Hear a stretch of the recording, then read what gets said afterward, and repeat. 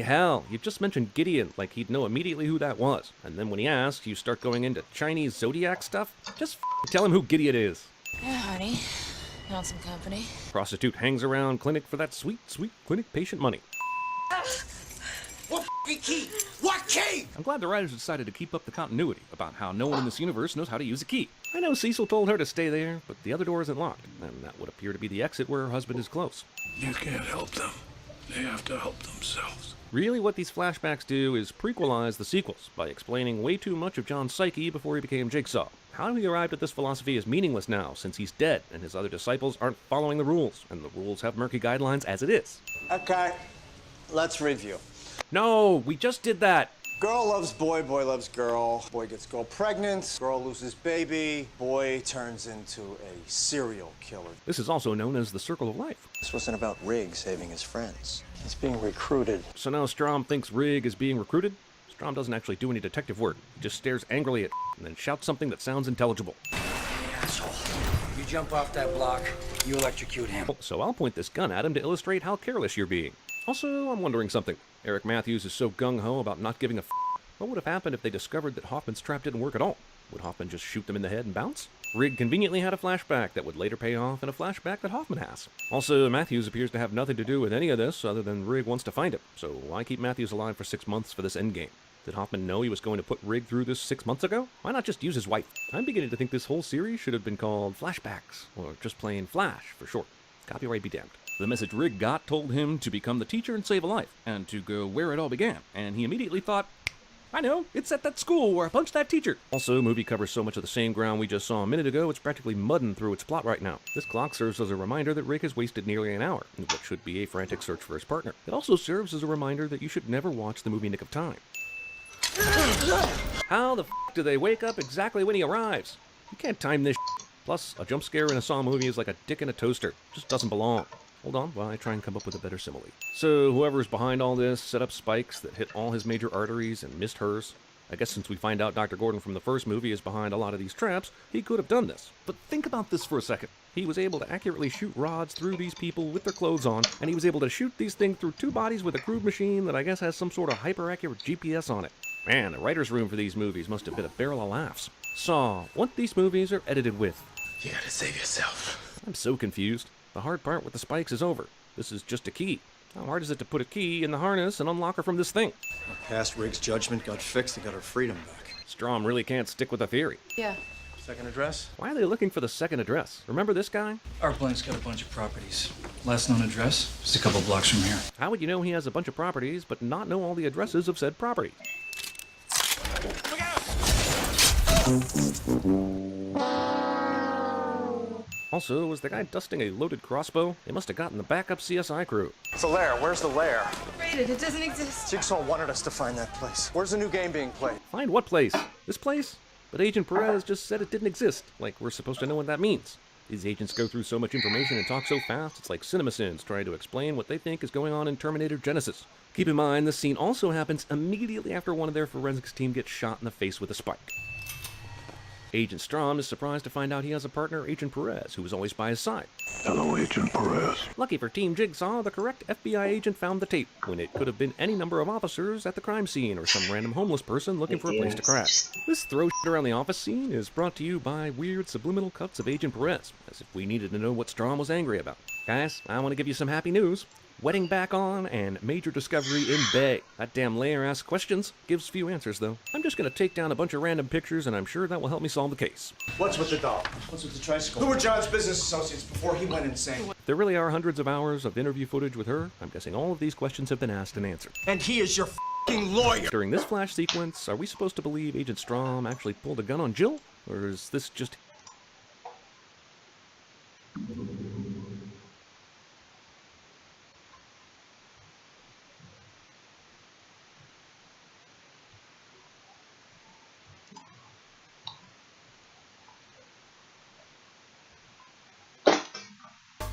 Tootsie Rolls seem simple enough, that piece of gooey chocolate wrapped up in a perfect little bite. But believe it or not, these tasty treats saved the lives of US Marines in the Korean War. So good. In 1950, at the North Korean Chosin Reservoir, U.S. Marine troops were engaged in battle. The Marines were running out of ammunition and called for an airdrop of 60mm mortar rounds. Codename for these bullets? Tootsie Roll. When the supplies fell from the sky, troops were surprised to find boxes filled with the actual candies. Where are the bullets? This fluke turned out to be a blessing in disguise. Freezing cold temperatures had cracked vehicle fuel lines, leaving troops stranded. And although the candies were frozen, they softened easily in the mouths of servicemen. So good. Marines quickly realized they could melt the candies down to a putty and seal the broken pipes. Good as new. When the chocolate refroze, they were able to drive to safety in their newly functional vehicles. The Marines who successfully escaped the reservoir admit that Tootsie Rolls had a big hand in their survival, and they call themselves the chosen few. I'd call that a pretty sweet victory.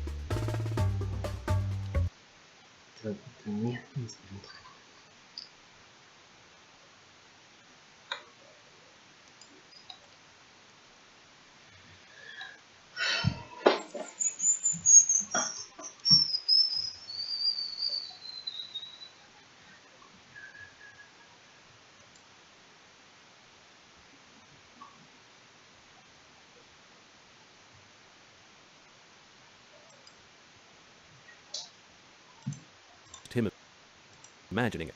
I like how these movies keep showing Dr. Lawrence Gordon's name and never show you Carrie Owens, because apparently they can't pay him to remind you who the Dr. Lawrence Gordon is. She was done? This man And click the invite. use these photos to sentence you for your crimes. Is she a prostitute? Does the movie really tell you? Do you care? So they took the time to give Matthews a walking boot for his broken foot. They couldn't give him a bath or shave in the last 6 months. Yeah. Previously on Saw... Wait, is this 2? Or is it 3? Or is it both? Me. It started. When did it ever end? Can someone explain the point of painting something that only a black light can And pick you're not up here? listening? Getting a normal-ass message, plain as day, here. Damn, Limp Bizkit concerts got really ultra-terrible in 2007.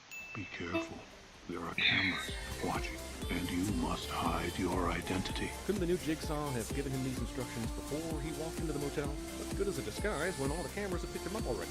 Then this asshole can decide, okay, this means this. I'll walk through this motel with my gun drawn and no mask on. This dude kicks the drunk homeless guy out, but then leaves the door wide open. I want to play a game. Much like Kanye West, John likes to listen to his own greatest hits while at home. So did Cecil not go to jail? He stole a bunch of drugs and killed a woman's unborn child. I wouldn't think that was his first offense either. John's first victim was Cecil, the guy responsible for his wife losing the baby. It is vitally important to tell you that he was walking around a street festival that day, and to show you all the costumes and fireworks. I don't really know why either, Everybody. Just 12 people. This f***ing guy. Do you see this space? This John Kramer Buys a House documentary is way more compelling now that I know he turns into a serial killer. This old-ass TV can pick up a live broadcast of Eric Matthews, beamed in on my favorite channel, 68 3/4, located between the Zebra and the Piccolo on the UHF dial. It is your choice if you wish to put it into his own.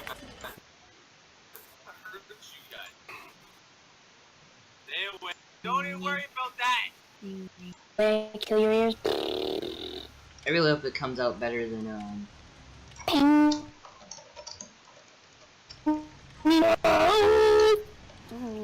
I hope this comes out better than that Siege video. Christ, that was terrible. Trying to but did it to move up. Stay away from my soul. I'm gonna hurt you. I'm spitting now. Oh my god, for fuck's sake, this is what kept happening. This is what happened to him. And it also happened to me. One person always kept driving everyone. Oh shit, you're so Then fucking I loud. You fucking captured them it. again. Hey, how's it going? Bill Nye. Stay away. Hey, Connor, can you start screaming real quick? Oh, Dead by Daylight's finally loading. Connor, I asked you to Fucking start screaming. cunt. Connor, please just start screaming for me. Oh my god. Yeah, What? just start screaming. I don't know what to teabagging. There's still 5 What do you want, Daniel? I want you to start screaming. Because I think This dude did... you're recording. I need you to just start screaming. Recording. Start screaming, Connor. You guys are funny. I'm not recording. Scream because you're recording. I need you to. No. Do it. Daniel's gay. No, I need you to scream it, not. Daniel's gay. Hey, you happy? Fuck what? Oh yeah. Worst recording to ever exist. I'm slow as fuck, boy.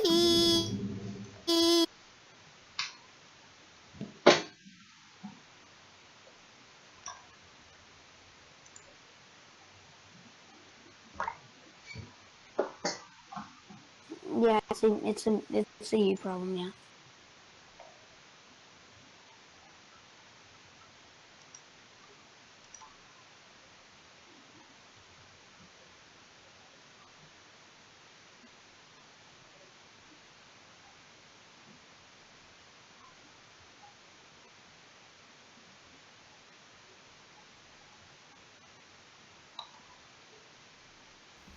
Hello and welcome to... I'm just a journalist. I'll give the writers credit. They are doing their best at including Jigsaw in a movie when he is now dead. But this is all the same flashback crap that was the least interesting aspect of the last two movies. As a drug addict and a thief, you preyed on the kindness of others. So wait, was John just memorizing this speech that he was playing back on the tape recorder a minute ago? As a drug user and a hustler, you played roulette with other people's lives. Actually, no, he didn't do a very good job memorizing that, did he? Or was this for someone else, and he decided to do the live show for Cecil? Press hard enough, and you'll release the arm or leg restraints. Or you can sit idly and bleed out. But couldn't he still bleed out, even if he gets out of the trap? He would then be bleeding from his face as well. 4 walls build a home. He has looked at this damn article I don't know how many times, and he is just now noticing the big-ass bold letters that say 4 walls build a home. F*** you, movie. Where is it? Where is it? Where is it? Where is it? I guess this guy wasn't super unlikable enough already, so they added this scene. I don't have 2 minutes. Why wait 2 minutes for backup? You can go in by yourself to what's probably a well-executed jigsaw trap. This just seems like overkill. Why did Art have to go through one test only to be thrust into yet another test? One that completely relies on some asshole not walking through the door. Man, I just watched Saw 3 and I can't even remember who this is. Also, Saw 3 is happening at the same time as Saw 4 with perfect in-sync timing somehow. Just think if Agent Strom figures out the 4 walls build a home clue sooner. Both movies get derailed. Here it comes. Who the f*** is it? Can Art not at least answer Matthew's question? What's it gonna hurt? This guy's about to have his head squashed by 2 huge blocks of ice that somehow haven't melted yet. He couldn't have run up to the door and told Rig to hold on for 10 seconds? Art is useless. Well, at least Eric doesn't have to watch any more Saw movies. Where is my daughter? So the prediction that Strom would kill an innocent man happens right here. But Jeff did point a gun at him, and he did slash Jigsaw's throat, so I don't know if we're splitting hairs here, but he's not terribly innocent. Also, I thought at the end of Saw 3, John played a tape explaining to Jeff that he had to play a game to save his daughter, but I guess this movie forgot that, and Jeff just demands answers from any asshole who runs into a room. Why did you open that door? I'm pretty sure Hoffman planned all this since he was trying to teach Rig a lesson about running through doors like this. But the problem here is, after 90 minutes, Blank was going to be able to release Matthews and himself from the trap regardless of whether Rig came through the door or not. What lesson does Rig learn if he still busts down the door, but the 90 minutes were up and nobody dies? Jigsaw's